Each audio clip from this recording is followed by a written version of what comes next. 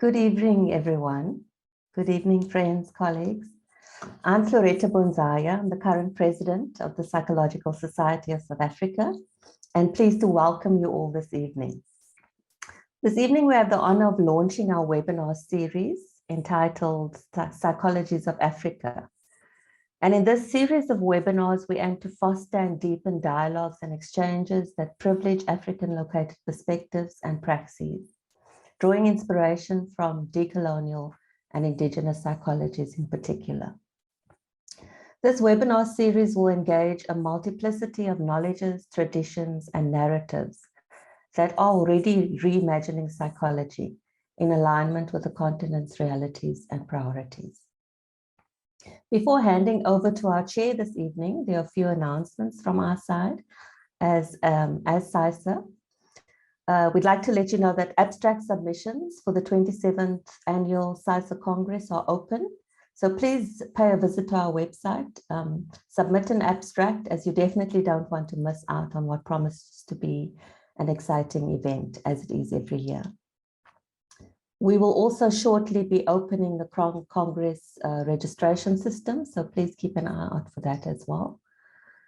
The 2023 CPD workshop series is currently underway, and we have the third workshop on trauma and grief taking place on Wednesday, the 10th of May.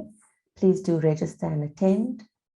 And on the 17th of May, we will be hosting a webinar entitled Decolonial Feminist Ethics of Care in collaboration with the Institute for Social and Health Sciences at UNISA, and you are all invited to attend. You'll find details of all these events on our website, so please do visit the website. And also please remember to complete the CPD evaluation form that we will share in the chat in the last 10 minutes of this webinar.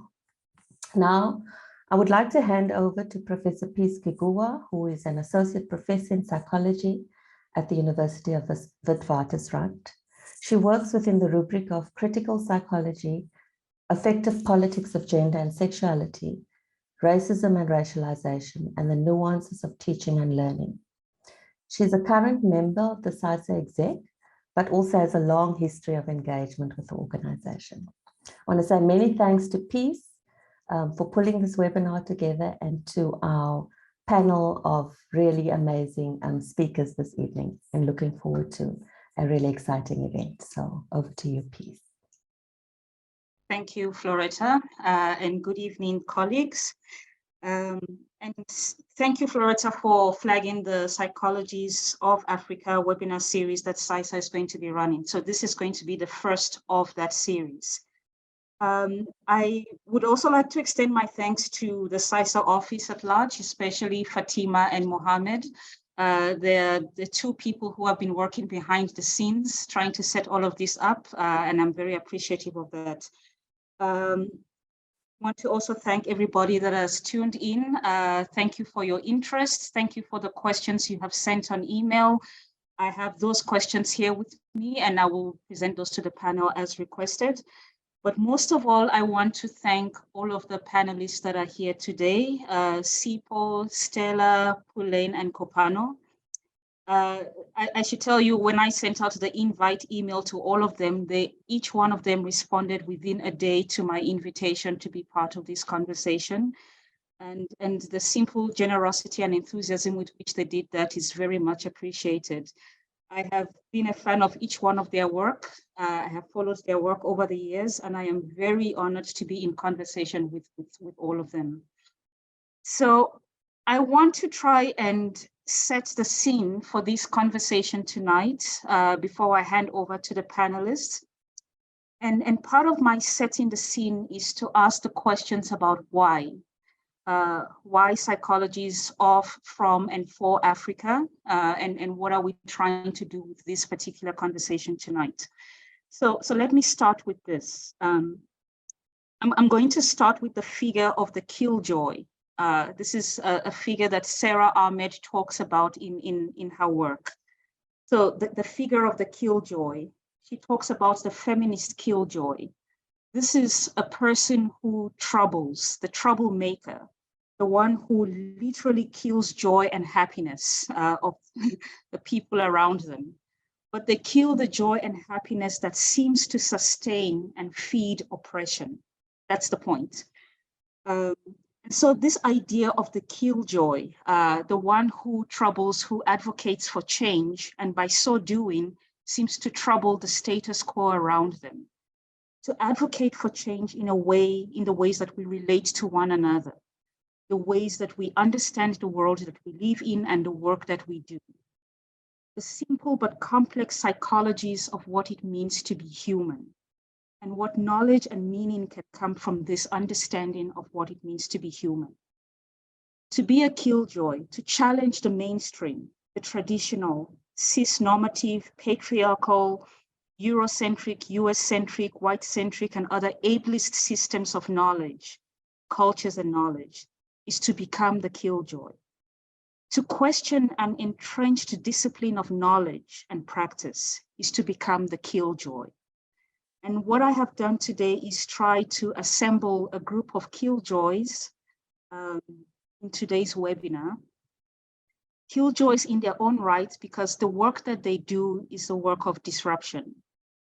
The work that they do is the work that reminds us that there are histories and futures that we still need to imagine, we still need to grapple with, and we still need to advocate for. And to quote Augustine Noyer, a prominent African psychologist scholar, any serious study of Africans and their worlds and cultures must be undertaken from the frame of reference or the worldview of the Africans themselves. And so what would it mean for us to center this, to theorize from this? To borrow Copano's words of the world looks like this from here. What would it mean for us to do that? In my invitation to the panelists today, I asked them to consider the question of what else for African psychology? Where do we need to push the conversation on African psychology? How do we think about the dimensions of the conversation that we still need to grapple with, that still seems to trouble us in some ways, and we can't seem to get our heads around? And with these provocations, they each came to the table with their own provocations, speaking to questions of meritocracy and diversity, speaking to issues of histories of resistance that become pathologized in the present, questions of the direction that we want to take African psychology as orientation, as discipline and practice, and questions of critical pedagogy. What would it mean for us to actually teach African psychology, given the histories that we come from? And so with that setting of the scene, I want to just a little bit talk about the outline for today's program. I'm going to allow the speakers to speak for 15 minutes each, one after the other without interruption, and then we will have a conversation with them. So you feel free to post your questions in the chat as they present and as you think through a lot of these provocations. I'm going to also, in the interest of time, take their bios as read. The bios have been on the PsySSA website. However, I want to just flag who they are and where they're located. So I'll start with our first speaker, who is Dr. Sipho Dlamini. He is a senior lecturer at the University of Johannesburg's Department of African Psychology. He is also a registered counsel in psychology and serves on a number of academic and professional boards. His research interests include African-centered psychologies, the training of psychologists, the history and philosophy of psychology, community psychology, and critical race theories. The second speaker will be Dr. Stella Nyanzi, who is a scholarship holder of the Writers in Exile program of Penn in Germany. She is a human rights advocate, a poet, and a medical anthropologist. Professor Pulaine Sigalo is a professor of social and community psychology, and she currently holds the position of Chief Albert Luthuli Research Chair at the University of South Africa. She holds a doctoral certificate in women's study from the City University of New York, where she also holds a master's and doctoral degree in psychology. Her research and publications cover a whole range of topics that include gendered experiences of women in various aspects of life, historical trauma, critical participatory research practices, and knowledge from decolonization. She is the current African Psychology. Last but not least will be Professor Kopano Ratele, who is in the Center of Critical and Creative Thought. He teaches on African psychology and decolonial critical social psychology. He is the former director of the South Africa University of South Africa's Masculinity and Health Research Unit, and he is former research professor at the University of South Africa. Prof. Ratele has played a number of roles in the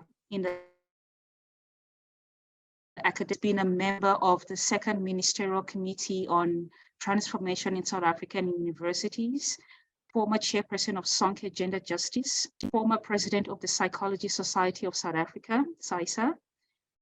He is currently on the management committee member of the Department of Science and Innovation, National Research Foundation, Center of Excellence in Human Development. And he is also a National Advisory Board member for the Department of Higher Education and Training Future Professors Program.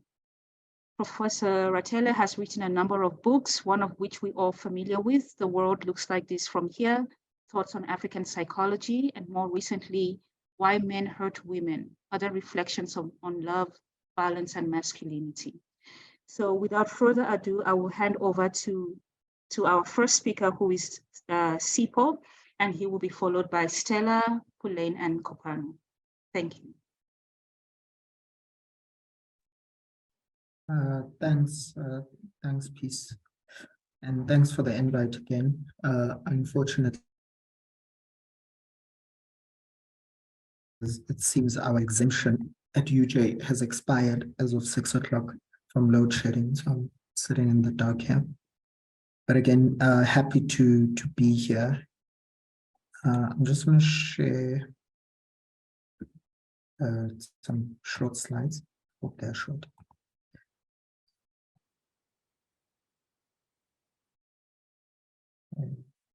Can colleagues just please, if you can give me an indication if everybody can see my slides?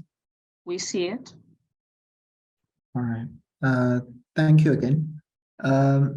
So today I want to talk a little bit about a conversation I've been having with myself and others a little bit that has to do with this concept of meritocracy. And in particular, I want to focus on professional training of psychologists and in this concept of the meritocracy, as it were. As my title sort of gives it away, I take a slight critique against the idea of the meritocracy in professional psychology. And in particular, I want to highlight how we may situate what we've been calling diversity in professional training of psychologists. So first, I always like to start every engagement with two statistics.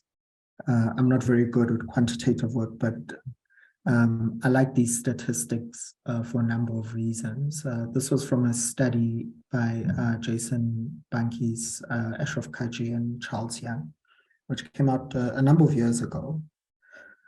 And they produced sort of two tables in particular, or two statistics in particular. One had to do with counseling psychologists, and the other had to do with clinical psychologists, which I'll show in the next slide. So in terms of this, I'm sure a lot of people have seen that particular paper and some of these numbers. And what we can see just quickly is probably that this last column on the total percentage and the story that it tells about where psychology or professional psychology is And you can see the same thing in the next slide that I'll show of clinical psychologists about these sort of racialized categories. Excuse me, Sipho. And, yes, hi. This is Gopano. Yes. People are not seeing the slides, and I think you want to have a slideshow. It shows some things. They're not seeing the statistics you were talking about. So you want to move. We just talk on the first slide, the cover page. I am uncertain why that is happening. So I just shared my slides. So I just said share. And then slideshow from beginning.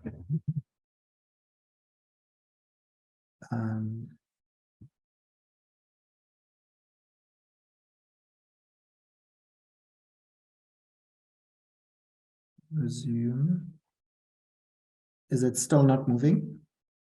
No. Okay, I'm uncertain why. Maybe Try if I do it manually.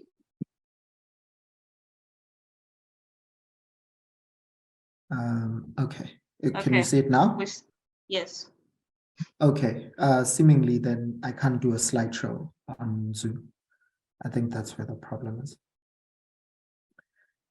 So yes, so these statistics, you'll see just quickly that the race category, as we're still using it, African is 9.3, colored 4.1, Indian and so forth, and people that they were uncertain of was about 19%, and it's still 61% white. The same kind of demographic is seen in clinical psychologists, according to Banki's as of 2015. And of course, Anthony Pillay has spoken a little bit about, has done a follow-up study along with Nyandeni on how the demographic change has not quite occurred in clinical psychology in the 10 years that they were looking at between 2007 and 2017, or 2008 and 2018. And whether methodology, as some people have said to me about that paper, is flawed, there's still a cause for concern. In one sense, this is the background that I use in talking about whether or not meritocracy as a system, or the meritocracy as a system, is quite working for psychology in terms of changing its trajectory. So then what is the meritocracy?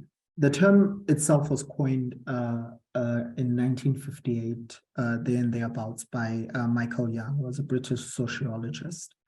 And his definition of it was this idea of people who have come to rule, not so much by the people, but as the cleverest people. It wasn't quite an aristocracy of birth, not a plutocracy of wealth, but a true meritocracy of talent.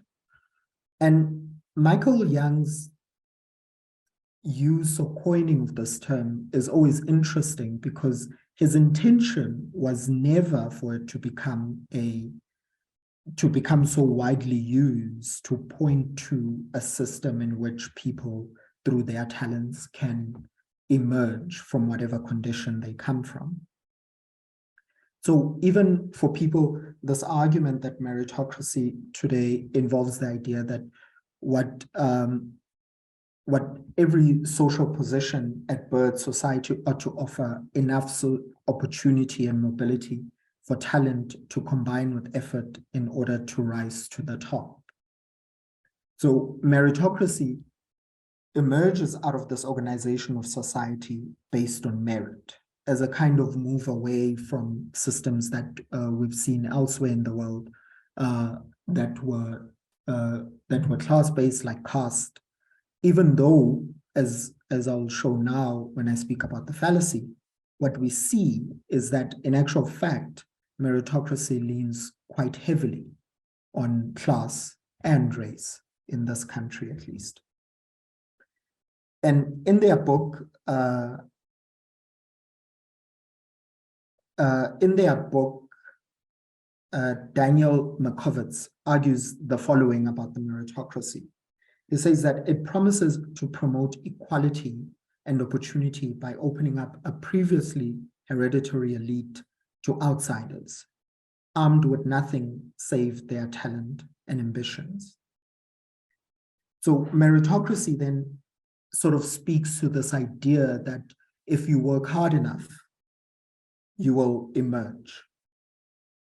And I would like for all of us here today to just think about even the ways in which we talk around selections and who we are selecting and how we are engaging in this selection of the new professional class of psychologists.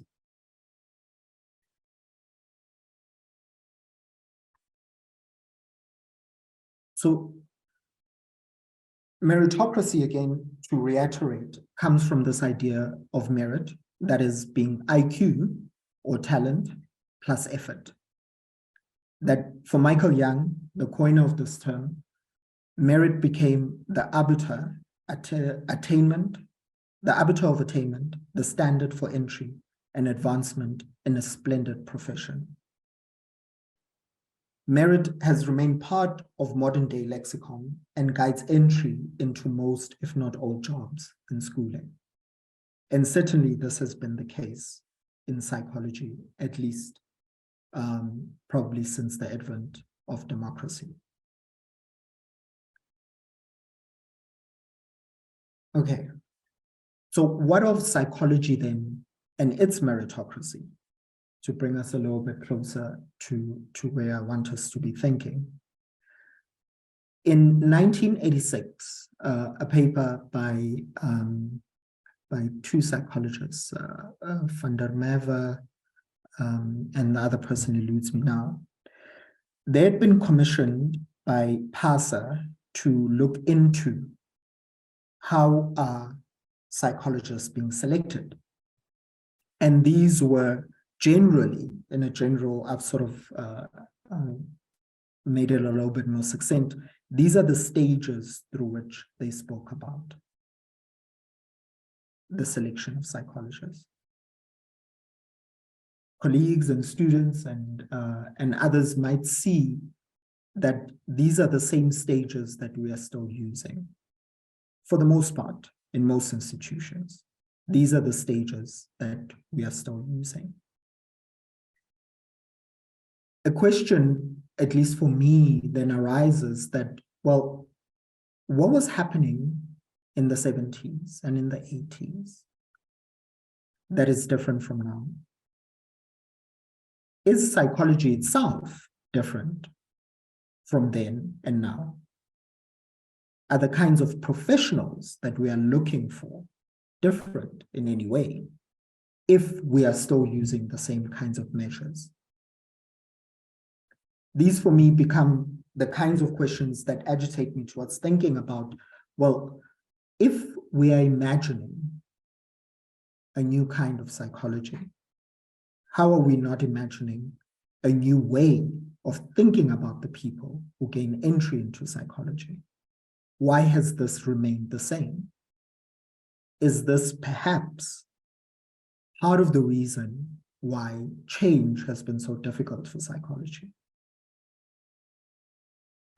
I ask this, of course, against the backdrop of these sort of laws, that we come from a segregated higher education system.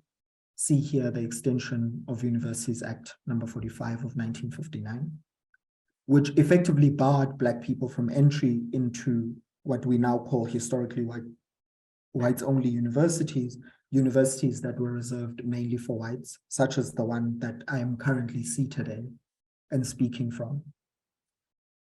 The job reservations in all industries, which here you would see the Industrial Conciliation Act number 28 of 1956, amongst other laws which still have an impact, as we are all aware, or at least most of us would be aware, still have an impact in how society is shaped today.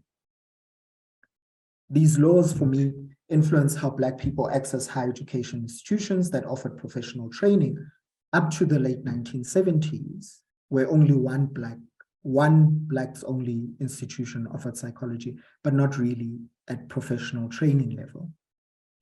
Whites only institutions were exclusively offering psychology and professional psychology training. Entry into psychology was, and perhaps still is, being negotiated through race and class. Now, having said that then, that we know the backdrop through which we come from, I propose then that meritocracy as a system based on purely talent and effort that you may advance is a fallacy. It is a fallacy in the way that, again, Daniel Markovits speaks of, that today poor children lose out to rich children at school, poor adults lose out to elite graduates at work. Meritocracy blocks the poor from opportunity. Then it blames those who lose a competition for income and status, that even when everybody plays by the same rules, only the rich can win. In one sense, one can, as oscillating between white, rich, between race and class, that the game that we are being asked to play here of meritocracy is one that still privileges particular kinds of people in our society. However, for many, there remains a fundamental belief that indeed we live in a meritocracy that exists outside of the ways in which people are racialized and even gendered at times and classed. Dimitri Erasmus, looking at work that was looking at the entry system at the University of Cape Town many years ago, says this about the opponents of, for example, racial categories to monitor redress, that they fundamentally misunderstand the effects of race and also class, that this position to be in a position of measuring progress through racialized categories is blind to the continued effects of race in the present. It is oblivious of the need for both distributive, which is rooted in the political economy, and recognition justice, which is rooted in cultural and historical experience, end quote. So then, what we see is that meritocracy holds weight only insofar as it should ignore or necessarily ignores the non-meritocratic aspects of society. Michael Young, in 2001, writes an open letter to the then Prime Minister of England, Tony Blair, and speaks about his disappointment at how meritocracy has made it into public discourse and elaborates on the problem with meritocracy. He says, with an amazing battery of certificates and degrees at its disposal, education has put its seal of approval on a minority and a seal of disapproval on the many who fail to shine from the time they are relegated to the bottom streams at the age of 7 or before. The new class has the means at hand and largely under its control by which it reproduces itself. One can see here that there's a kind of reproduction that happens within psychology, whether that reproduction is located in the fact that we still use the same selection apparatuses that were developed in the 1970s to select mainly white people into the profession, or whether it's based on an underlying issue of whiteness in totality that exists throughout psychology. That to ignore this, to ignore the kind of seal of approval that is still being put on the minority is quite problematic for where, if we want psychology to change. So having said that, I try then to offer a remedy, as I've been trained to do, in one sense, of the problems that we see in psychology. I speak of situating diversity, as we have become so ingrained in thinking about diversity that we speak of diversity candidates. Those are your Black candidates. So how then do we situate diversity in a way that allows us to move forward? So I offer two. I'll start with one. The first is a radical appreciation of difference. That there's an uncomfortability often that you see in psychology and psychologists in talking about race and in talking about difference in particular. That we struggle to comprehend that difference exists without it necessarily deteriorating to a hierarchical system. Nick Malhalb and Sipho Dlamini, that was me, that person, have already explicitly or explained the ways in which diversity acts as liberal tolerance of the other. I will not repeat the ideas that we go over in that paper, but only to say that the problem with liberal tolerance is that it fails to appreciate the power dynamics that are always involved, in which difference exists, which it exists all the time, right? That this non-appreciation of difference, in which we use diversity as liberal tolerance, becomes a problem for psychology and psychologists because we are unable to think differently about how we are selecting and who we are selecting.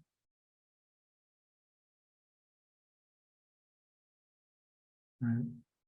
So the fallacy here, the fallacy of the meritocracy of psychology, is not only that it allows for the reproduction of the status quo, here, the reproduction of whiteness, but also that it is the ability to engage in ideological co-option. We see this, Joe Littler speaking about the meritocracy, says the attempt to absorb the language of equality and identity politics into entrepreneurial self-fashioning has created lonely forms of selective empowerment. One's profoundly ill-equipped to deal with the wider structural causes of such things as sexism, racism, the environmental crisis, and economic inequality, close quote. That our failure to appreciate difference in the moments at which we are selecting candidates, we reproduce and co-opt the language of equality and identity politics only in a gestural manner, i.e. tokenizing. So my argument here to colleagues is to think about how difference is actually a good thing in which we should be working from a situated perspective. The second remedy that I offer, and I'm about to finish, please, I'm not sure how I am on time. You're the fine. second that, okay. The second that I offer is on language. I offer two considerations on language. The first, language is denoting superiority and inferiority, which has been explained by one of the panelists along with Zethu Gagata in their paper on psychology in our own language. They say the following: this perception and assumption of superiority is not an accident. That is, the superiority of English in particular is not an accident, but a legitimate aim of the conquest mission. Language did or does to the mind what the sword did to the body, and thus being stripped of one's language wounds and hampers the ways in which one perceives the world, end quote. This first consideration about how we even talk about language is linked to a point that I'll make as I end. But that English, and we've spoken about, let's say we, mostly other people outside of psychology, have spoken about, for example, how to master the English language is linked to a kind of intellectual superiority. That we too, in psychology, still require this. And of course, we contort ourselves and say, well, actually, the reason why we want people to be able to speak and write in English is because there's a lot of that happening within our professional programs. We need them to write and be able to read and comprehend in English. This is how the program is structured. As if to say, well, this is how things are, and therefore they ought to be.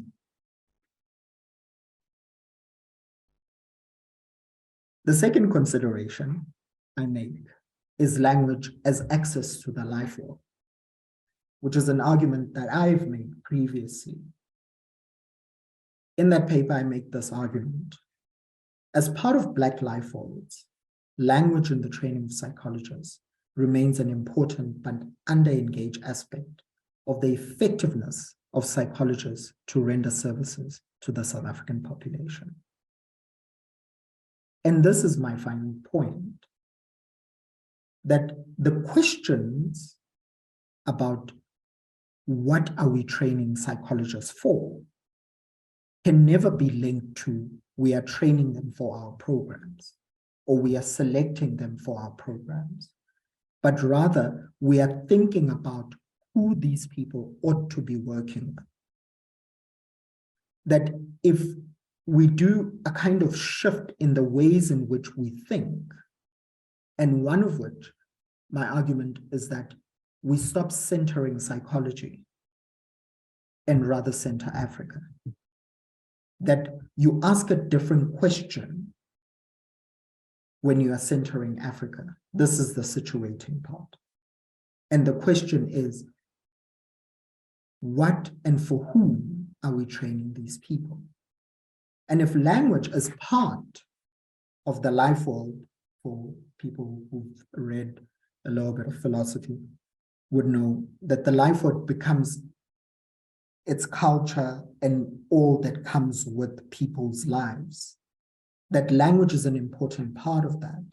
That being able to speak a person's language is not just about communication, but is about access to the ways in which people view the world, the ways in which people understand the world.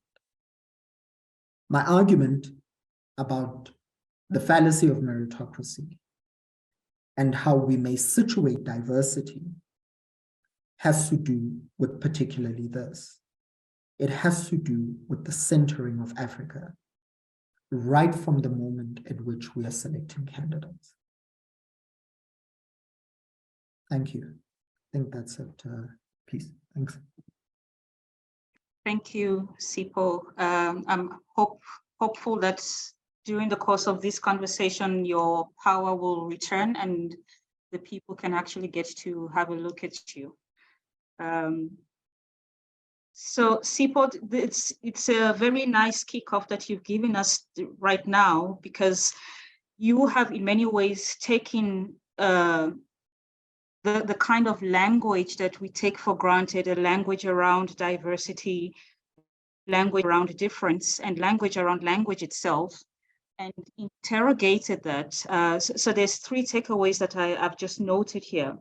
The one is that there seems to be a reproduction of race and class that happens in the discipline of psychology, because psychology is not outside of society, that happens in the discipline of psychology and which continues to hide the continued reproduction of racial and class exclusion in the discipline. And what the language of meritocracy and the language of diversity seems to do is to co-opt a kind of liberal orientation that allows us to tolerate difference in a way that does not matter. And what you are actually saying is that difference matters. Difference matters, but it's currently not mattering in the way that it should matter. And so what you've offered us in some ways is a way to think about not only what it is that we do, but to also start thinking about what would it mean for us to center Africa, as you're saying. So to stop centering psychology, but center Africa. And what kinds of questions would we then be asking about the world that we live in, about ourselves and about our relations with each other in light of that? But more importantly, the question that you're asking, which I think we will return to again, is what and for whom are we training psychologists today? Right. So that's a very, very provocative question that we should be asking for those of us who have been thinking about our discipline and in terms of its relevance for society more broadly. And so with that, with those provocations that is kicking us off, I'm going to hand over to Stella, who in many ways is outside of the discipline. And so it's a very interesting take that she offers us in terms of thinking about questions of life worlds, questions about interiority, but also questions about resistance and gendered resistance in particular. Stella, you are in the company of psychologists, but I like to think psychologists who do not hold rigidly to the label of psychology in all of what it means. So over to you. All right, thank you very much. Remind me what time I should finish. It's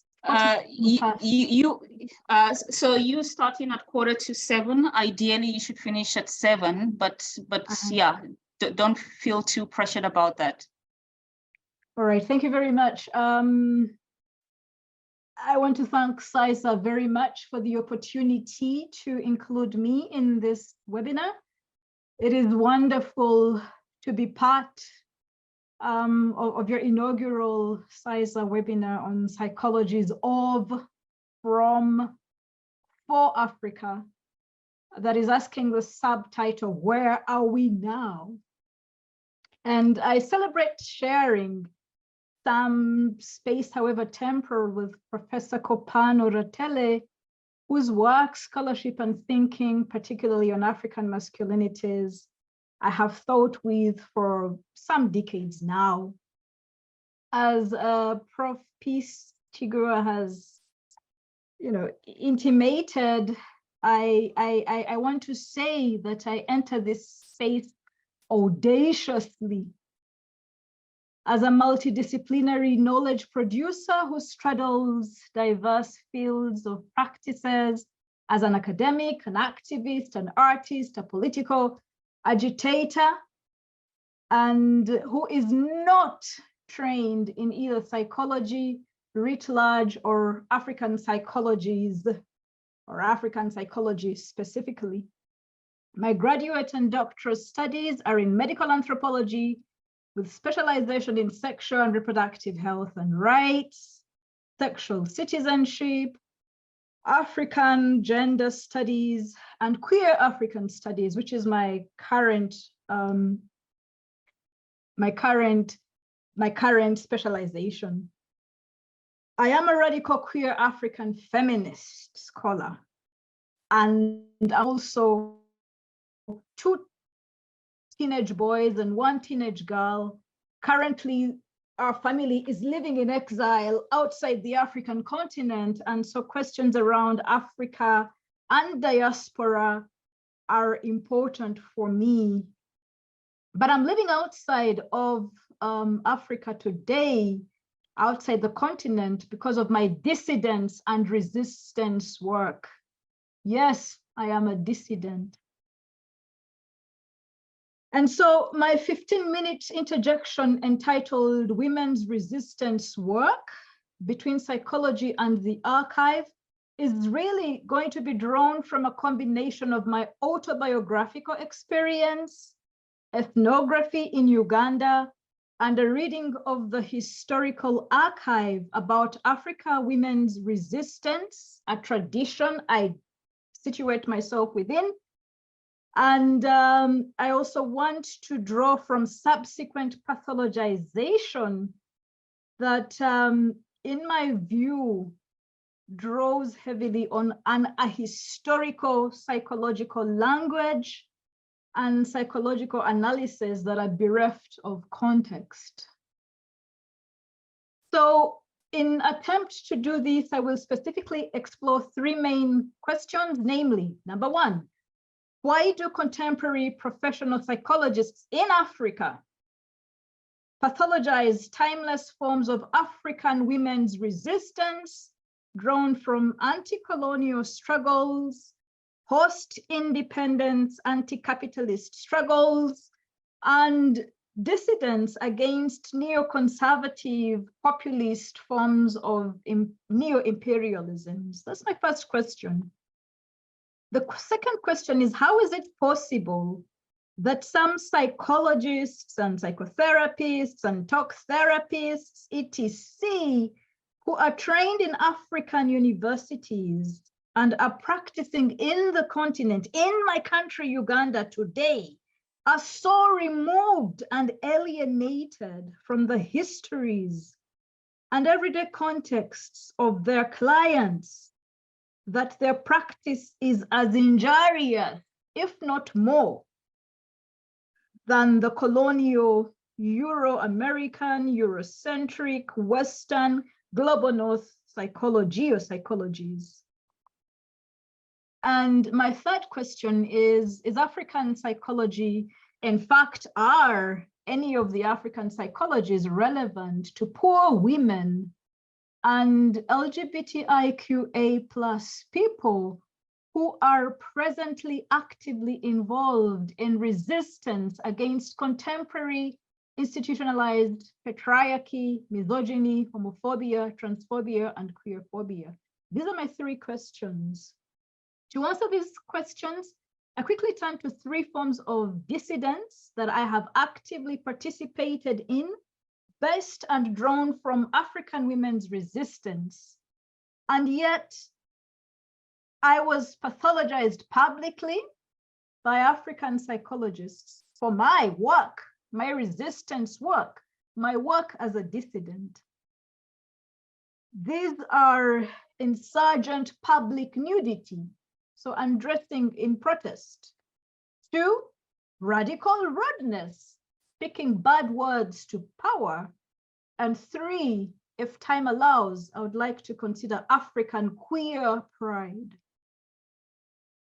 Decolonization demands that we interrogate, question, tease apart, and explore the continued colonial role of African psychologies and psychology in actively pathologizing the resistance work of African women and African queer people. So I'll turn to the first example. On the morning of 18th April 2016, I suppose many of you know, I staged my first insurgent public nude protest at Makerere University, the oldest, most reputable public university in Uganda, protesting against intergenerational institutionalized traumas of racism, of ageism, patriarchy, misogyny, and class. I repeatedly dressed and undressed before public media cameras and journalists whom I had earlier invited to the university premises. I had thought through and planned my insurgent public nudity. It wasn't an act of the spur of the moment. I had read history books. I had talked with a number of African students and scholars who were based at Makerere University in order to ground my protest in the realities of other African women. I threw red ochre oil paint onto the cream-colored walls of my line manager and ferociously screamed profanities, decrying the multiple layers of institutional violations and long-term unresolved breaches of my employment contract. For those of you who never watched my first and not only insurgent public nudity, there are videos that are available online. While the immediate trigger of my first insurgent public nude protest was the eviction from my office as a permanent and pensionable research fellow at Makerere Institute of Social Research, this was only a minuscule component of 5 years, 5 long years of unresolved conflicts, human resource policy breaches, and violations of my labor rights protected within the Employment Act of Uganda. So while my nude protest drew from a long tradition of other women's naked protests, African women's nude protests, as legitimate forms of resistance in Buganda Kingdom, which is the kingdom from which I come, in Uganda, my post-independence country in East Africa and Africa more broadly, I was horrified to become the center of psychoanalysis, diagnosis, or better put, misdiagnosis and prescriptions for diverse mental disorders by Uganda's psychologists, psychiatrists, social workers, and other mental health experts. In addition, I was othered, alienated, publicly described as insane, and variously offered unsolicited talk therapies, counseling, as well as invitations to Butabika National Mental Health Teaching and Referral Hospital. Without knowing my medical history or interviewing me at any one time, Uganda's rank and file psychologists had a field day on radio, TV, print media, in their classrooms, misdiagnosing me left and right, misdiagnosing my legitimate resistance work as psychosis and pathological. In their haste to discredit me as a source of agentic power drawn from African women's resistance, they forgot about recent repeated episodes of elderly women in Amuru and Upper districts of Uganda who also variously staged insurgent public nude protests against land grabbers, those capitalists, colluding with government officials in the name of industrial investment. When challenged about this contradiction, these professional pseudo-psychoanalysts distinguished me because of my education. I have a PhD from London School of Hygiene and Tropical Medicine. My achievements, my social class, my regular income, and my location in the capital city. They argued that while it was psychotic and pathological for a woman of my status and stature to publicly undress in protest, it was normal for the elderly women of Upper and Amuru because they were illiterate, they were poor, they were peasant farmers and based in remote villages. Undressing was the only viable option of resistance. When I further challenged them about similar resistance action by Professor Wangari Maathai, the well-known Kenyan Nobel Prize winner with a PhD in botany and zoology, and she has a greater social, political, economic status than myself. It became evident that these Uganda-based psychologists, these African psychologists, were either suffering from amnesia or else totally ignorant of and alienated from and unexposed to the vast archive of African women's resistance through insurgent public nudity. Selective amnesia and ignorance of this rich archive of African women's resistance made it too facile, too easy for these psychologists to misdiagnose my resistance work as psychosis and thereby legitimize colonialities of the university's institutionalized misogyny, patriarchy, ageism, and classism.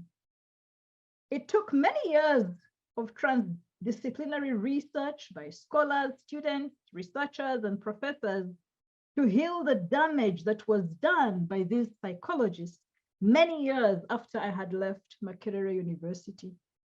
So that is the first example of my questioning around what the role of African psychologies is. What relevance are you to us, especially if we are poor and engaged in resistance against oppressive, institutionalized, systematic forms of oppressive power? I'll move to the second example, a similar occurrence of misdiagnosis of my resistance work, important resistance work as an African feminist political actor. which was based on state prosecutors, the lawyers who work for the Ugandan state, government psychologists, and psychiatrists publicly applying to court to subject me to involuntary mental examination. Because what? Because of my audacity to incessantly write critical poems, rude poems, graphic poetic prose, mocking and condemning government failures of dictator Yoweri Museveni. My writing was intentionally acerbic and sharp and written to evoke a response from the repressive authoritarian government. Yes? Sorry, it's just you'd faded out for a bit there, but you're back. Right, sorry. So I'll just go back maybe a line and say that my writing, which these state prosecutors, the psychiatrists and government psychologists based on to apply to court to subject me to involuntary mental examination, was written thus in order to evoke a response from the repressive authoritarian government, which had characteristically turned a deaf ear to all forms of polite speech. Respectable and diplomatic criticism was no longer open to their reception. And so, as a person trained in literature and mass communication, I sprinkled sexual metaphors, conjured up figures of speech from bodily processes such as reproduction, excretion, vomiting, and amply utilized genitalia and other bodily organs in my symbolic figurative language of criticism against a militant authoritarian state. I shared these writings on social media platforms from which they were widely shared in Uganda, quickly gaining me popularity as a government critic. Now, in order, well, I was arrested, detained, and charged in court. In order to discredit me again, the psychological machinery analysts began a new torrent of misdiagnoses of my critical writings, which were publicly shared on social media. I was publicly diagnosed as an insane, bitter woman suffering from diverse forms of hysteria, obsessed with sexual language. Some claimed my critical writings highlighted forms of schizophrenia or bipolar disorder. However, in my defense and naivety, I was again shocked that this misdiagnosis clearly highlighted a total ignorance of anti-colonial pre-flag independence struggles in Uganda, where colonized educated actors crafted forms of radical rudeness, speaking with incivility, insult, mockery, abuse at oppressive colonial power. I was not the first person to do this in Uganda or Africa. Perhaps, unlike myself, most of these Ugandan anti-colonial resistors were men of class and distinction. Was my womanness, unlike these men, enough grounds for my pathologization? Was my being woman enough justification for my psychosis? Or instead, were the contemporary psychoanalysts merely ignorant of this cherished resistance tradition of radical rudeness that was employed against colonizers in pre-independence Uganda? On the other hand, was it possible that these specialists of psychology were alienated, so alienated from their or our or my own locatedness within Chiganda culture, where as a mother of twins, such as myself, has customary license to use profanities, sexual ribaldry, and graphic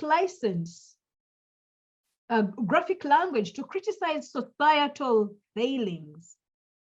And so I began to question, when did African psychology divorce itself from African spirituality?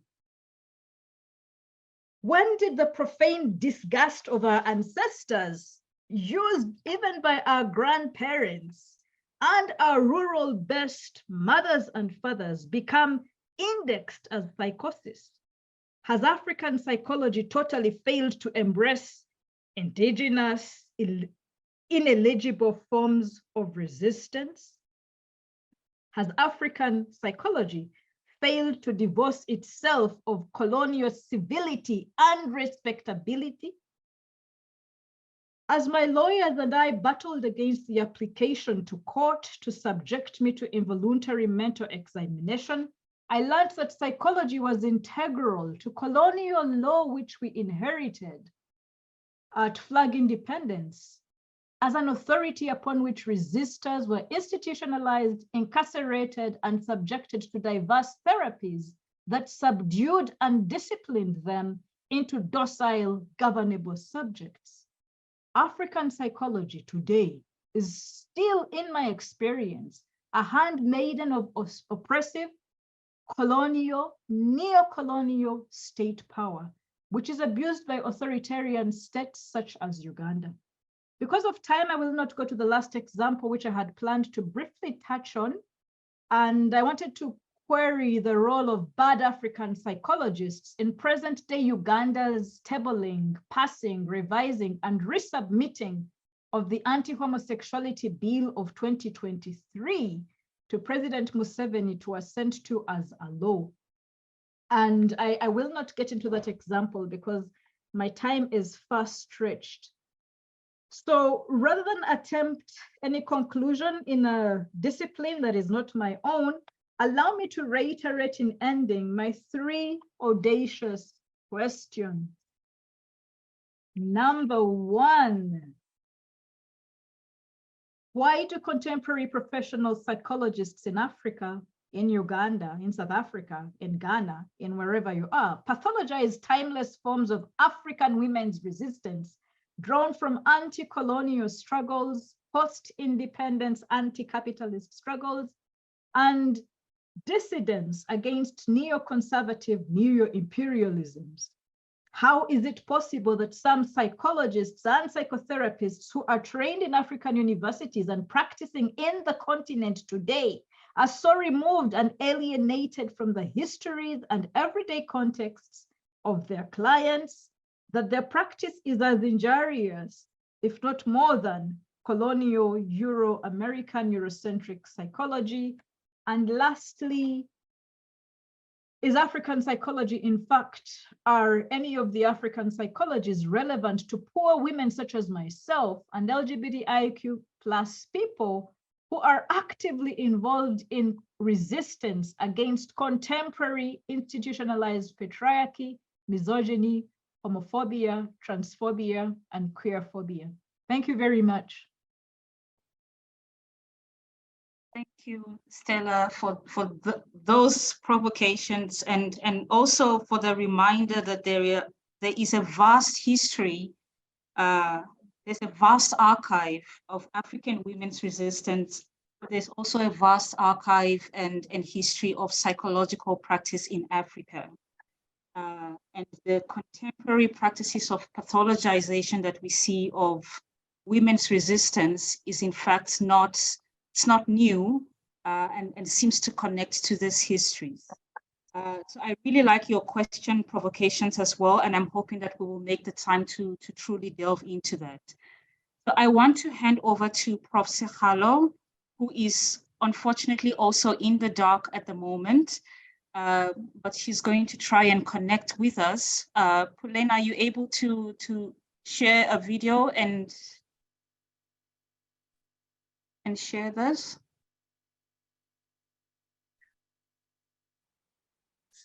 Good evening, everyone. I'm just popping in to say hi so that you can see me, but I'm going to switch my video off because of network issues. I was supposed to get my power back at 6, but it came back for 2 seconds, so I'm still load shared.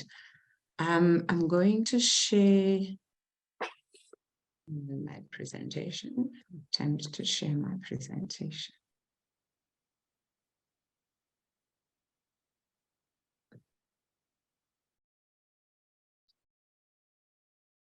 Okay, thank you so much for this opportunity, PsySSA, Peace. I'm always very excited to be in a space where we can reflect together on African psychology, on where we come from, on where we are, but also most importantly, where we would like to go and what that might look like.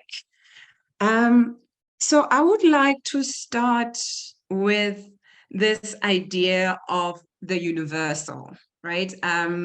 When we think about psychology and how it was transported into Africa, how we have always been using borrowed theories and just applying them to our context here in Africa. And I think the examples that Stella just gave us right now also speak to that blind application of this assumed universal psychology, which is very Eurocentric, without taking and acknowledging the context wherein we find ourselves in our histories as African people and how those histories have shaped us and continue to shape us. So the idea of questioning and critiquing the notion of a universal psychology is not a new one. In the 70s, one of the French psychologists, Serge Moscovici, highlighted how American psychology succeeded in looking at American realities and then translated those realities into psychological theories. And then following that, how these theories then traveled to different parts of the world, to Latin America, to here in Africa, and were applied as if they were universal. Moscovici's assertion remains true today. So this is something that he said way back in the 70s, but if we think about how psychology continues to be practiced in many of our contexts, we will find that that continues to ring true today.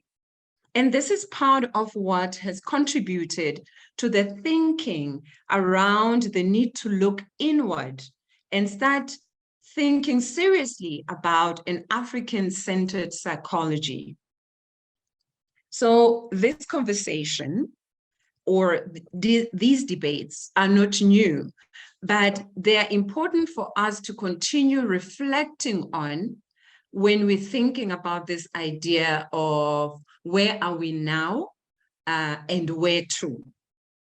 So several African scholars have over a long period of time grappled with this idea of universalism and its problematic nature. For example, anthropology scholar Achima Feje argued that different conceptions of humanity and different ways of ordering human life might well lead to what he terms polycentrism, rather than homogeneity or homogenization, and therefore it is impossible to speak about universal knowledge. Mafejo goes on to argue that we should shift from the preoccupation with the universalization of things in the ways in which we perceive, for example, notions of globalization, which assumes or strives for sameness or similar ways of viewing or seeing the world, and instead embrace this idea of polycentrism, or multiple ways of understanding the world and the realities. Nigerian psychologist Ehabo Idemudia also adds to this limitation of the universal and what we miss out when we assume a universal understanding of the world. He argues that the limitation to... Yes, yes. Are your slides meant to be moving? No, not yet. Okay. Yeah, thank you. So Idemudia argues that the limitation to most psychological theories has been this attempt to offer universal explanations of the workings of the mind, while overlooking the fact that human psychology is not only influenced by biological factors, but also our social, historical, cultural, political, and psycho-spiritual forces. So to call for an African-centered psychology is to highlight the importance of African lived experience in its varied manifestations. For Mafege, African-centeredness is nothing more than a legitimate demand that African scholars, and in our case, psychology scholars and practitioners, study their society from the inside. This is an argument similarly made by scholars such as Molefi Asante and Sheikh Anta Diop, who highlight that African-centered worldview places our African cultural unity, our philosophies, our histories as central to how we experience the world, how we interpret the world, and how we engage within the world. So it is only logical to suppose that when Africans speak for themselves and about themselves, the world will hear their attentive voice and will be forced to come to terms in the long run with this attentive voice. But that can only happen if we speak for ourselves. And is psychology allowing for that to happen in its current form, in its current state, in its current shape? Ghanaian sociology scholar Kwesi Pra has also argued that if we are adequately Afrocentric, then the international implications will not be lost on those we engage with. So how does the local move to the global? And how does our local experiences, our realities, find home and find place within the global arena? Instead of looking to globalize or fitting into an already existing global space that forces us to reshape ourselves to be able to fit into that global world, right? So this world would require us to shift our focus and rethink on how we enter and theorize experiences in our communities. What would it mean to shift from looking at our communities as impoverished, as underdeveloped, as marginalized, as dependent, as underprivileged, all of these using a pathologizing lens, and instead see our communities as spaces with rich histories and knowledges? And how has our existing work on African psychology attempted to do this work, right? And so this is where I would like to come in and draw from a few African scholars who have been grappling with finding ways to answer this question. Where does African psychology come in, and how does it assist us to do this?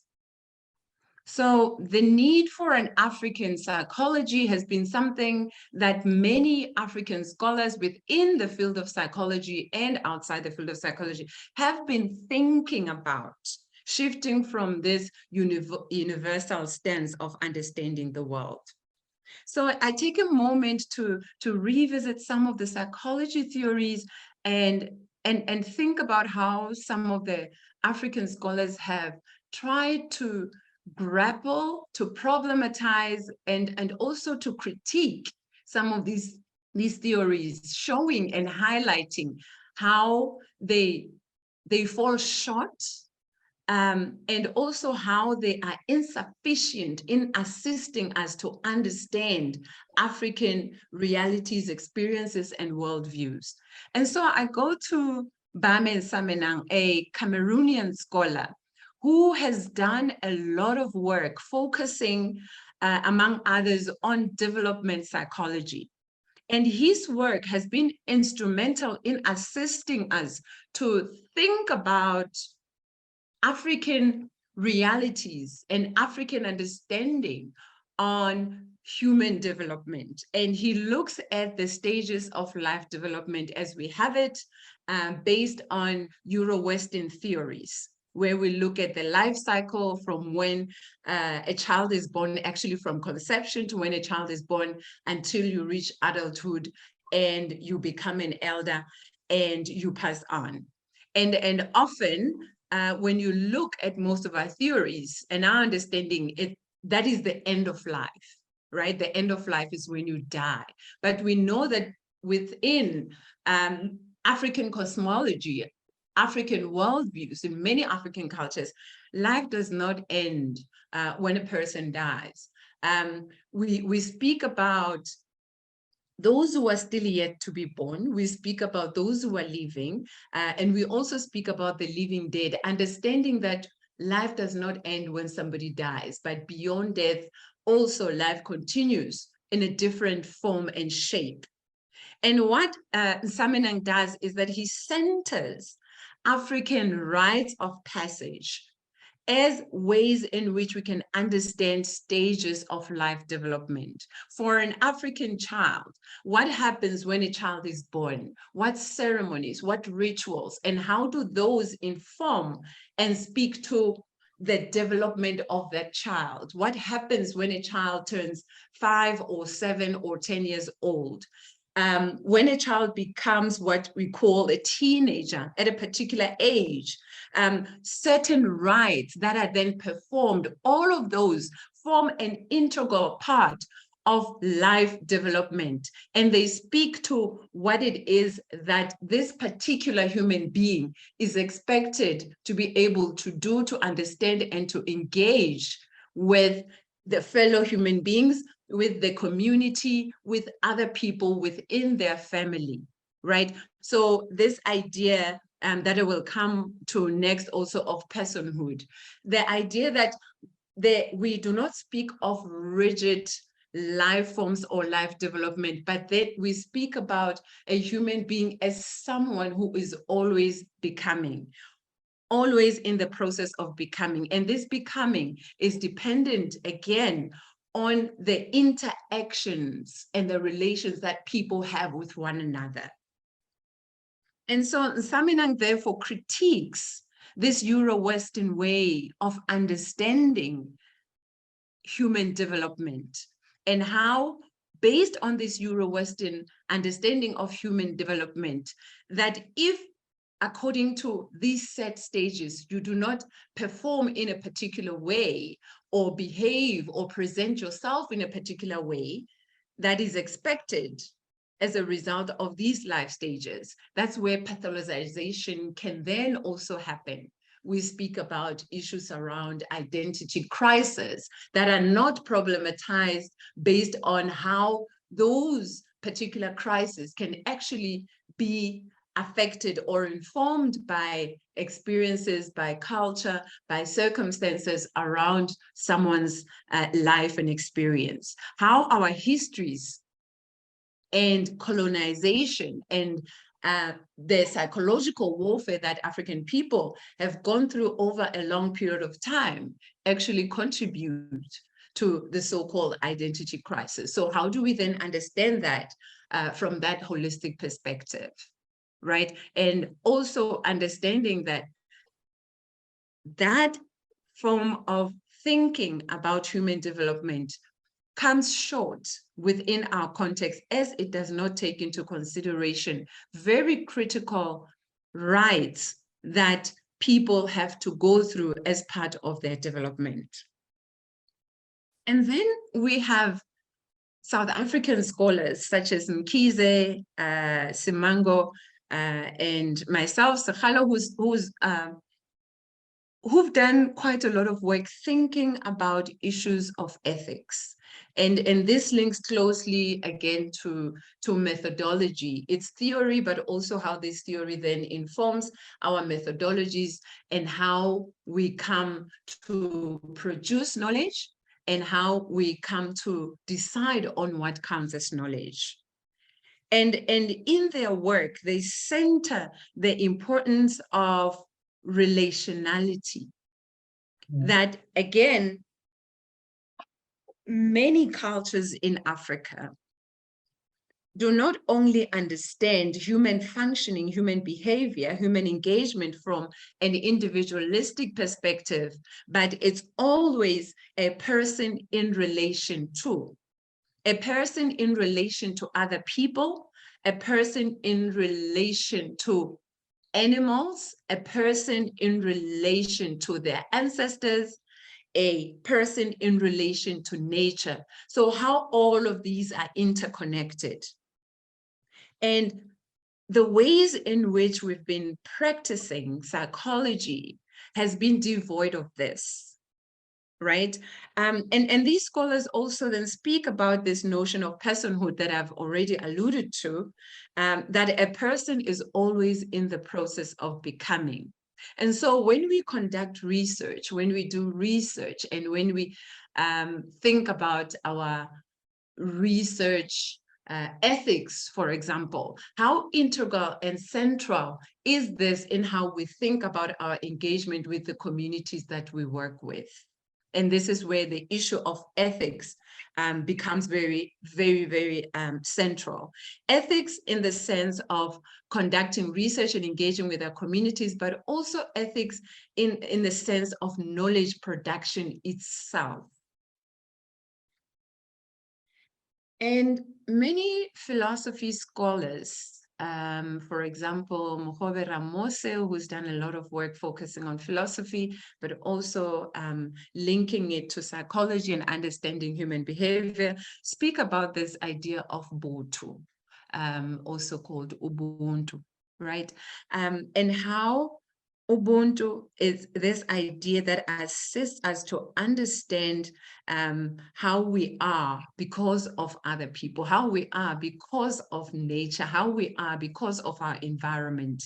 So Ubuntu captures the essence of what it is to be a morally and ethically celebrated African person, a morally and ethically celebrated human being, human in the process of constant becoming. And this full understanding of humanity is critical if we are to do the work that we do as psychologists ethically. So ethically, not only in research, but also in research methodologies, but ethically when we think about how we theorize as well, and what are the implications of our theorizations as we use them as lenses to make meaning of the world and to understand the world. And then for more, yes. Can you, so you've got about 2 minutes to allow for the next speaker and some few minutes for discussion. So would you mind just, Yeah. Okay, I'll just be quick. Okay, and then, okay, let me combine the two. Other scholars such as Noe Magashela, Sodi, but also Sekgalo Kakata and Mkhize, and speak about, so now I want to give examples in terms of how some of this thinking around African psychology looks like. And these scholars have zoomed in specifically on some of the ways in which African communities, many African communities practice ritual and ceremony in their communities, and grappling and critiquing how we think about issues of grief, issues of bereavement, and then offer a rethinking on this, drawing from examples from the communities and how many African communities actually deal with issues of grief and bereavement. Sekgalo and Kakata speak about the issue of language. And so I will not dwell on that because I think Sipho did a brilliant job actually in engaging with issues of language. But I also wanted to speak about that as it's also very critical and central in how we think about the ways in which we engage in psychology, how we practice psychology, how we theorize in psychology, and what is it that we lose when we don't center African languages in the ways in which we do psychology in Africa. And then just quickly in the last seconds, I wanted to offer some practical implications in terms of where to, what steps can we take? One of the things that are critical is that we often just limit ourselves to academic institutions and not think about some of the critical bodies and associations that actually determine and play a critical role in who becomes a psychologist and who qualifies as a psychologist. So when we think about practical applications, we need to think about engaging and working with professional bodies to ensure that we rethink the practicing of psychology, but also we rethink the idea of who qualifies as a psychologist. And again, here Sipho spoke about the selection criteria and how racialized that is and how that requires critiquing.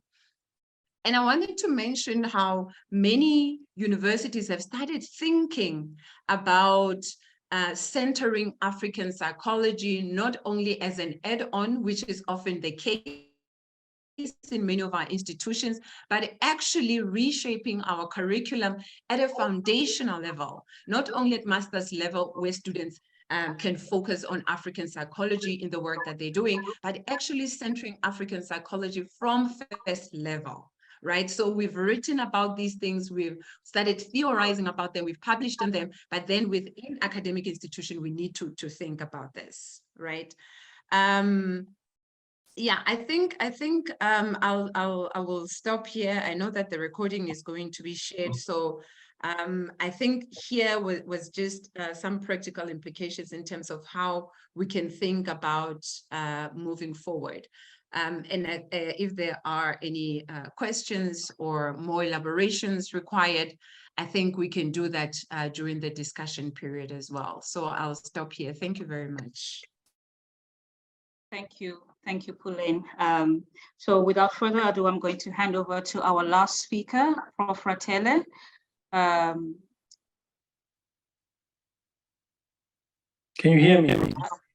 We hear you perfectly. Do you want to share anything?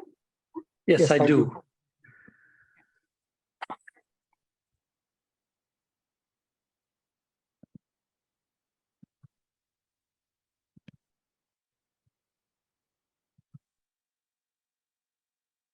Can you see it, please? Yes.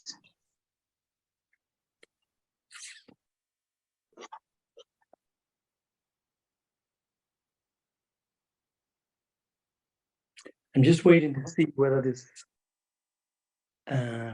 plays. Okay, there it is.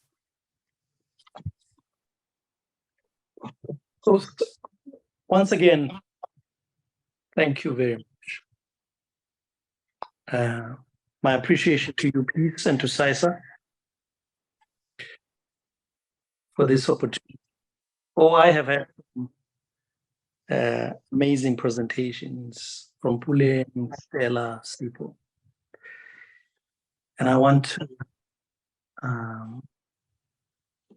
offer my thoughts about this. About 2 years ago, in the middle of 2021, I joined Stellenbosch University as a professor of psychology, and I should tell you that I've been away from academia for a decade and a half.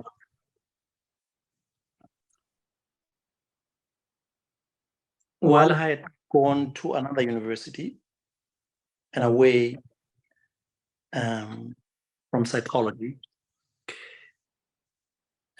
I should state that I had turned away from psychology from some of the reasons that Stella was touching on and Steve was touching on, and Puleng. So I worked as a research professor. So not only was I not teaching, I had psychology is bad for your health, for your mental health, if you're an African person. Can you still hear me? We hear you perfectly. You were having an echo before, but we hear you now. Fantastic. Thanks. Thanks, Peace. Psychology, I came to think and learn, is implicitly married to unhumaning African people. And we have heard immediate experiences about that from Stella. And that includes African psychologists. It includes psychologists in this country, in other African countries, not only in Euro-America. Psychology unhumans African and Black people of all genders, not only queer people, cis people, hetero people are unhumaned by psychology. Of course, this unhumaning, this dehumanizing logic of psychology works differently with different bodies. Sometimes, as I said, this is implicit, but other times it's very explicit. In fact, colonial psychology is also blind in how it dehumanizes anybody who does not fit its logics, its patriarchal, Western, heteronormative, middle-class cultures, and economic ones too. It undermines the inherent right to life and to dignity. And it also, of course, does not look at the world from the perspective of others, those who are its others. I should tell you that prior to joining Stellenbosch, I had over the years received invitations from other universities, which is really nice. But there's a point to this, I think, to come to them. And given that a few years earlier, in 2018, I was part of a small group of academics and activists who criticized Stellenbosch University because of a paper that came out of the sports science department. You might remember that,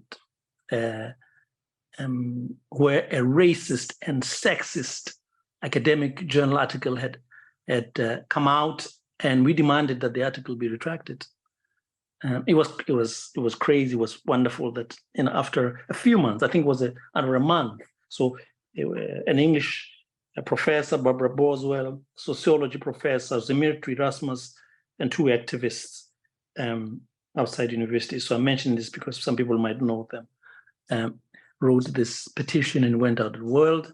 10,000 signatures later, we received criticism, of course, about we should be writing in a debate with that article. We thought, no, this does not deserve a debate from us, although we did write after it was retracted. So a part of me, in accepting to come to this university that does this, was quite surprised because of my willingness and final acceptance to join Stellenbosch University, because people keep on asking me why Stellenbosch. So coming to Stellenbosch is, I'm convinced, only partly about me. I mean, this is important. Stellenbosch and my body being in Stellenbosch is only partly about me. I'm learning and relearning that this is much more about progressive Black people as a group at Stellenbosch or anywhere where racism emanates, as it is about my own personal vision every moment. I come to sense that it is possible I could come to retirement and things will not have moved very far. Let me say this again. So coming to Stellenbosch is not just about my personal vision, it's also about, as I will repeat later, making a community Stellenbosch, a community of psychologists, of scholars, of progressive.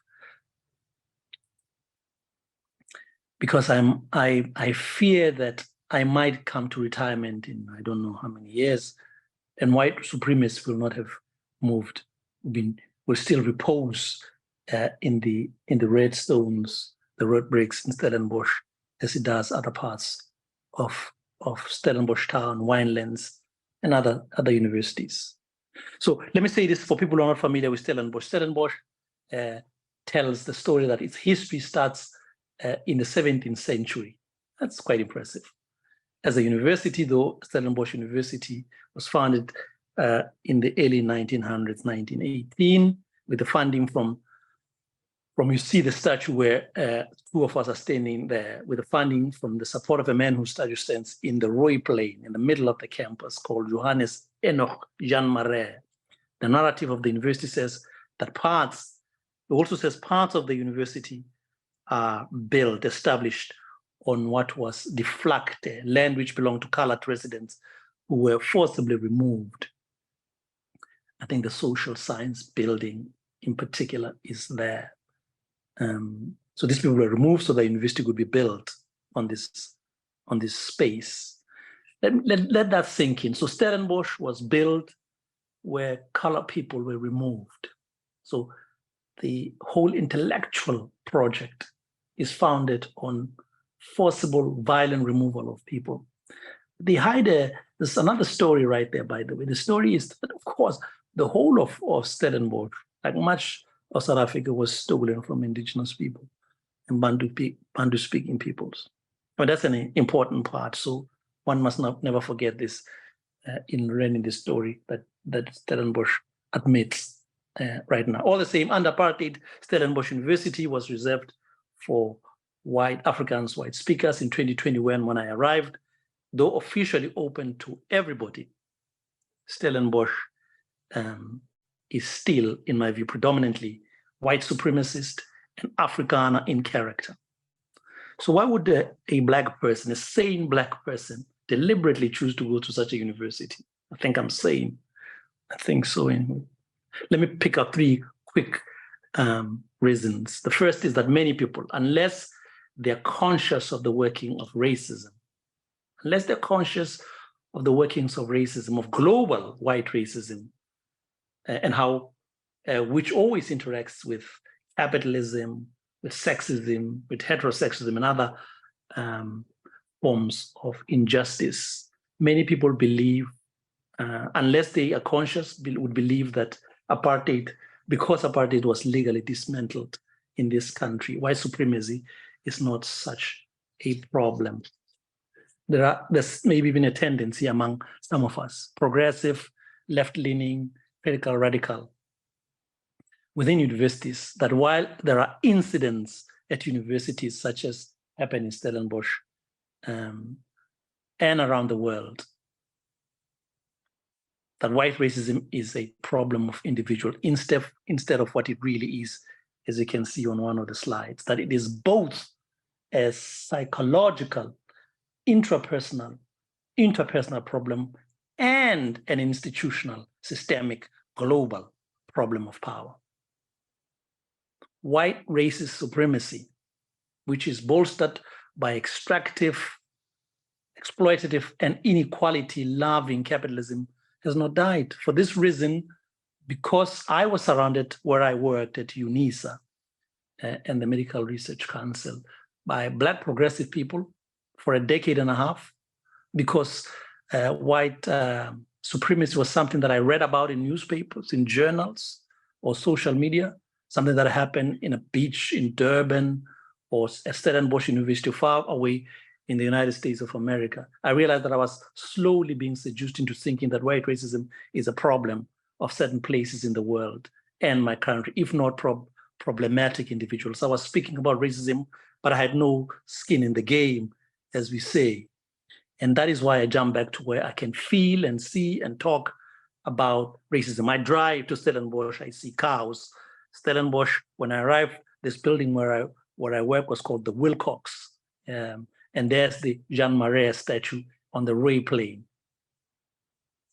So I wanted to jump back and feel and see and talk and be in the company of students who feel they don't belong, and just observe and learn how racism continues to exist rather than being far away and talking about it in the distance. So that implies, among other things, even if one is not overtly racist, if no one at Stellenbosch is racist against me, against you, that others, students and staff, experience racism or are made to feel that this is not their space, this is a white space, that must make one rage, make one speak against racism, teach against racism, teach anti-racism, create spaces where they feel they belong until the university is ours.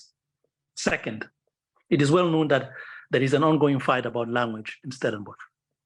Language is often deployed as a proxy for ethno-racist ends rather than to entrench multilingualism in South Africa, which I totally support. It is true too that there have been anti-Black racist aggression at the university. You know all about that in the previous few years. And there might continue to be racism and sexism and other kinds of discrimination in the future. However, it would be false not to agree that at Stellenbosch, there are, among people at the university, a willingness to change among certain people, efforts to change, as well as actual changes in the recent years, prior to 2021 and subsequently. An indicator of that, as you saw on one of the slides, is the establishment of the Commission of Inquiry into Allegations of Racism, aka also known as the Hampepe Commission, in September 2022. I wanted to be part of these efforts and others which seek to change the university, change psychology. Last and third, I wanted and I was ready to support Black students. Now, this is very interesting. I'm not going to be able to talk about it. Perhaps we can have some questions. Of all colors, Black students of all colors and all genders and sexualities and classes who were at Stellenbosch and who want to come to Stellenbosch, who might be considering studying at the university. I wanted to teach a psychology from the perspective, as people have said, from the perspective of and for Africa and Africans, a decolonial perspective. And that's really important. A loving, decolonial perspective, a joyful perspective. I wanted to teach a Fanonian, decolonial, anti-white supremacist psychology. And I want, I have a page here. And I do this, by the way. I teach classes, a term here, 4 classes, 2 classes there. What I most like to do is for my department, if not the university, to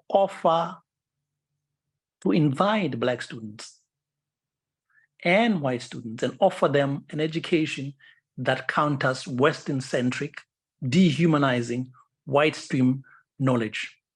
White students, I mentioned this because white students can benefit from this. And I will say this quickly because there's not much time about why I title my talk in that way. This vision is not going to happen just because you employ a person like me, one person. It needs us to build an intellectual community of staff, of students, and others outside the university.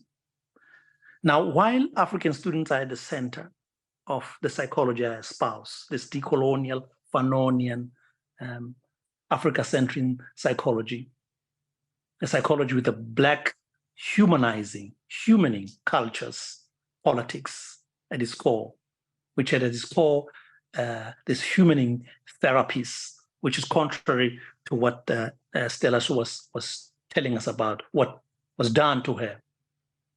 This is not a psychology for Africans. It is a psychology from a place in Africa, Stellenbosch, that takes this place aside of making humaning knowledge for this place and the world at large. It is psychology that looks at the world from perspective of others, of Africans, of Black people. So what to do then? If you are a Black man, an African man, when you are faced with, at a university lecture room, in a university lecture room with white-looking students, where the white-looking students are overrepresented, You have to really appreciate Stellenbosch to understand this if you have not been here. What we have here in the lecture room and in the town is a really curious space. Even before you can say 100% Stellenbosch is white supremacist, you just have to walk in the town. What could be stranger than a restaurant or a place full of dominated by white people in 2021 in a country such as this? So you have these white spaces, and I mean by this geographical, physical, cultural, and ideological social spaces that reproduce a racialized social structure organized by white supremacy. A white space, such as the lecture hall at university, is a space that privileges whiteness, white power, white symbolic power. White symbolic power is embedded in this space. Hence, white spaces are integral to racialized social system and global anti-Black racism in ways that not only normalize these spaces, normalize the existing racial and social order, but also ensures white fantasies of complete dominion over space and place, as well as control over brown and Black bodies. This is what you feel, you realize as you think about Stellenbosch. This strangeness is then what pressed me to reflect on the question, what use white students would have for African psychology, for an anti-racist African psychology. I'm just about to conclude peace. An anti-racist and an anti-white supremacist decolonial African psychology, where that is taken to mean an intellectual, a political, a cultural, and healing work that is more concerned with those struggling against the psychological and material pervasiveness of racism than it is with disciplinary orthodoxy. That's the kind of psychology I am pursuing, I want us to pursue. So let me conclude by telling you this story. Oh, it's not really a story. In the last few weeks, when I talk to people about this, the people ask us, what are the metrics? What would you like to see? However, whatever the time period you want. One is Karina Fenter and another is Ntokozo Mbogazi. Have been asking me about this. My aim, to put it simply, is to turn students, Black and white psychology students, into anti-white racist, anti-supremacist, Africa-centric decolonialists. How will I know if I'm turning them into anti-white supremacist? At a minimum, when 6 to 8 students, we take about 30 to 40 honors students, 6 to 8 of them, that's 20% at honors every year, and 10 masters. That's a lot. Maybe 20%. We take about 8 to 12, so 10%, and 20% would be great. Choose to do research or the reports to show how anti-white supremacy works and what it does when they use an Africa-centric decolonial perspectives in their work or other psychology areas. That will be a metric. So in the next few years, and this is not happening. This is just not happening. I'm not sure why. Okay, second one, in the minimum, in 3 to 5 years, as I've already said, I would like to see my department offer whole modules on African psychology, decolonial psychology. That will be an achievement. Last, in the long run, if this apparent failure that I sense continues to turn Black and white psychology students into anti-supremacists, and if my department is not a humaning, Africa-centric, decolonial hub, I propose that some of us should have a backup plan. We should start working on that. We need to begin to working to establish decolonial African psychology departments and centers, not just at Stellenbosch, but all over, at UCT and Venda, at Fort Hare, Limpopo, at UJ, University of Johannesburg, and VETS, and not just in South Africa, not just in other African countries like Uganda, which you can hear these African psychologists, but they are dehumanizing. So in other countries, in Eastern Europe and Western Europe, in Latin America and North America, in Asia, we want to do this. And one way might not be in the psychology departments themselves. Well, as I said, we want departments like this, but perhaps if we can't get that, we must go with the African studies, for instance. Thank you very much. Thank you very much, Kopano. It's a whole lot of things that you've thrown at us there, and thinking about knowledge, thinking about language, thinking about space, curriculum, all of that. I really like your reminder in all of the conversation about decoloniality. I like your emphasis on a loving decolonial perspective. Thank you for that reminder, the politics of love and the project of love to all of this. So we have some leeway. It's not too much, but it's some leeway. We have a 5 minutes addition to the time. So we will end off at 5 minutes past 8. And I have quite a range of questions that came through on email. I won't go through all of them, but I think I will throw one of each question to each of the panelists that's been directed at you. So I'm going to start with you, Kopano. And it's a question that comes from Lungile, and she's asking, how does one deal with fragility in the classroom, especially when teaching disruptive material, considering that African psychology can be disruptive to some? A question for you, Stella, from Zuki Iswa, and she's asking, can you say something about the issue of legibility and resistance? Should resistance be always legible? And what do we lose when it is not legible? Elaine, a question from Ntabi Sane. Who gets to research certain communities? Who gets to be in the position of researcher?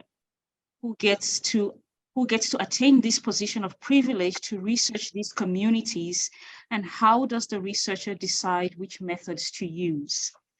And so a question from Reshmi. How do we grapple with meritocracy in academia in terms of gender disparities, especially considering women in STEM programs?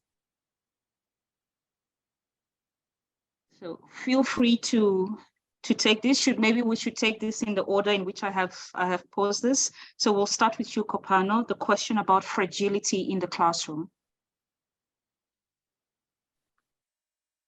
Hey, thanks, Peace. I do believe, and maybe I'm extending it. I think they mean white fragility in particular, and this is it's a huge subject. So the reading is available. I mean, a number of people work on this, and here's the first thing. And Peace has offered already part of it. You don't want to dehumanize white students because one has to separate white, white identified or people with what is called white skin from whiteness as supremacy. You want to separate that. And so you want to be both critical, even radical, but also still compassionate or even loving to your students. I mean, I came back to teaching because I love to teach. I want to teach students. So one of the things is you want, and it seems to happen, but at too small a scale, where one invites students about this to look at precisely how they are centering white fragility, themselves as white people invested in white supremacy without dehumanizing them. And that's the short answer, because we don't have much time. And you want to invite Black students, and people have pedagogical ways to do this, by the way. You want to say, well, white students take space. Let's start with Black students. Let's start with Black students speaking first on this question. And you want to invite them, encourage them to speak about that. So you decenter this white fragility. And I thank you for this question in particular. But this is an important question that one can speak about at great length. Thanks. Stella? Right, so mine was a 2-in-1, legibility and resistance, but also what is lost when resistance is not legible. I think in my case that many times the question of legibility is who is claiming that they haven't understood, they haven't read with clarity what my encoded message is, who is unable to decode and interpret it. If it's the oppressor, then I have missed the point. Sometimes it's comrades in solidarity who say, I mean, African feminists saying, how could she undress? That is abusing African feminism and the African body. And I'm thinking, hey, comrades, sisters, you know, how can you so misread the message? And so I think that legibility is about which publics one is interested in communicating with. And I want to say that from my experience, what is lost sometimes is not in claims of ineligibility, but in misinterpretation. When those of us who use symbols such as red for blood or nudity for, you know, whatever, for being subversive and transgressive, are read as a work of erotica, and a person stops at the metaphor of the genitals. If I talk about the president is raping us with his phallus, and they fail to go further. And so the misinterpretation for me has been more injurious than just a failure to read the message that's being sent, because often it's laziness and a rejection of the invitation to do the interpretative work that has to be done. So what do we lose when resistance is not legible? Sometimes,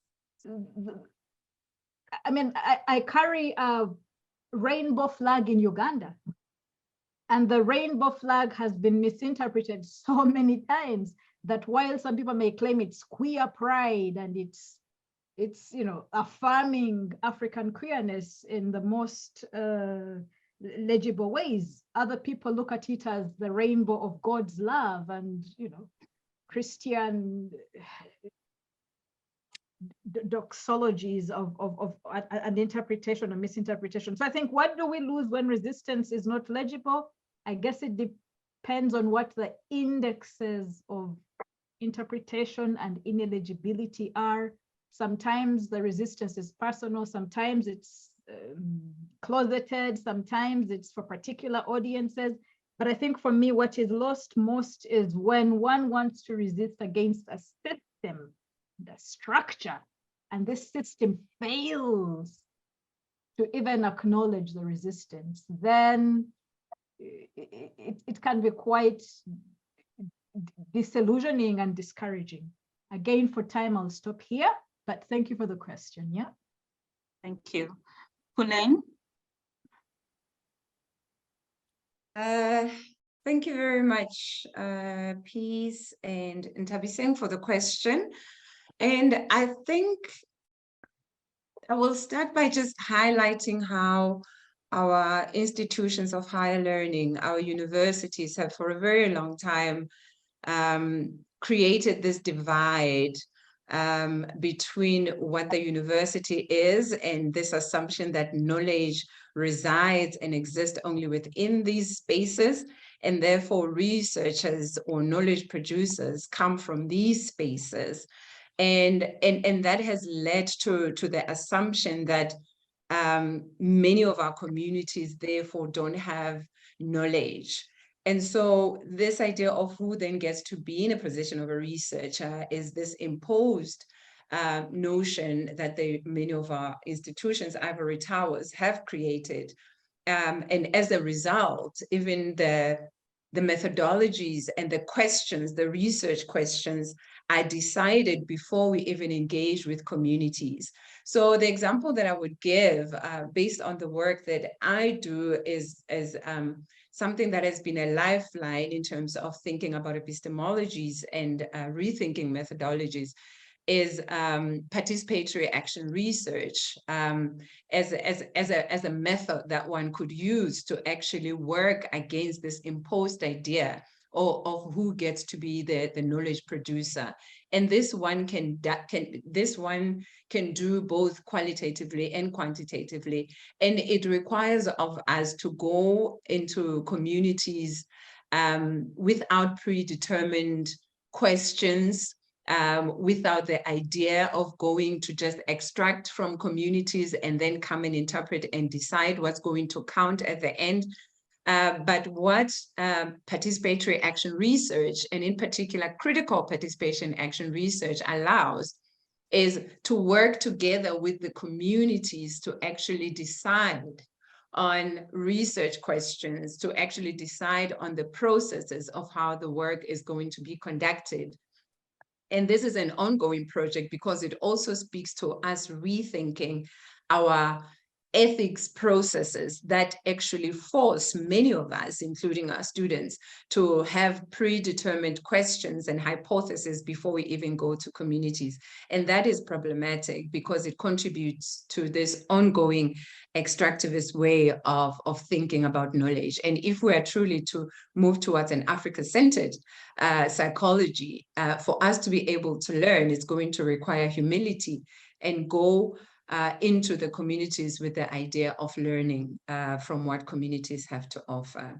I'll stop there. Thanks, please. Thank you, Pauline. Sipho, over to you.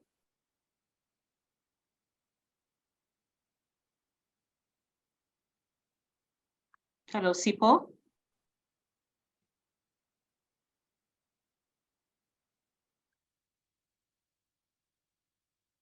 Okay, I think we might have lost Sipho during the course of the load shed. So I'm going to take this moment to thank all of the speakers, Kopano, Stella, Pauline, Sipho. This was simply amazing. There's quite a number of questions I still have that came through on email, and there's quite a number of questions in the chat and comments, and a whole lot of appreciation for you. So I'm thinking we need to do something with this beyond this. I will collate all of this and engage with speakers, and we will find ways to be in conversation with you. But I see Sipho is just here. Sipho, do you want a chance to answer the question that was posed to you? Sure. It's a tricky one.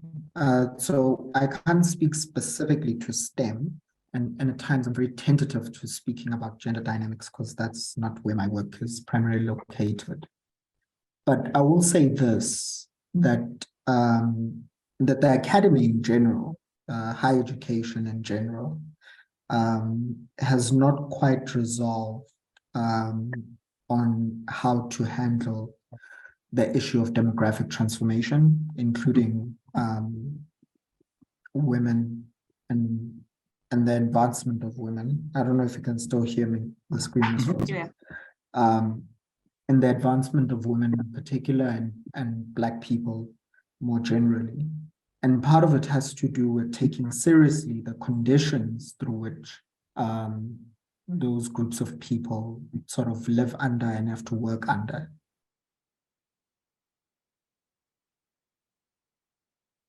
Okay, we've lost you again, but I think we get your gist. So once again, thank you. Yeah, we'll definitely do something beyond this because there's clearly a hunger to be in conversation about the where to of African psychology. And I think in asking where to, we are also asking where from, but also what are we doing now? The speakers have really come to the table with such provocations. I had quite a number of questions for them, but they know me. I will still engage them in some other forum. But I just want to say thank you. My one comment, and I think it's for the speakers, but it's also for all of us in this forum now, is to think about the loneliness, but also the liberation that can come from speaking from the margins and what it would mean for us to take that seriously. And how to grapple with these moments of loneliness, but also these moments of insight that allow us to do something beyond where we are now. So thank you very much. Thank you. Peace. Bye-bye. Bye-bye, everybody. Thanks, Stella. Bye-bye, Stella. Thanks, Thank Pauline. you, everybody. Thanks, Sipho. Bye. Bye, everybody. Bye.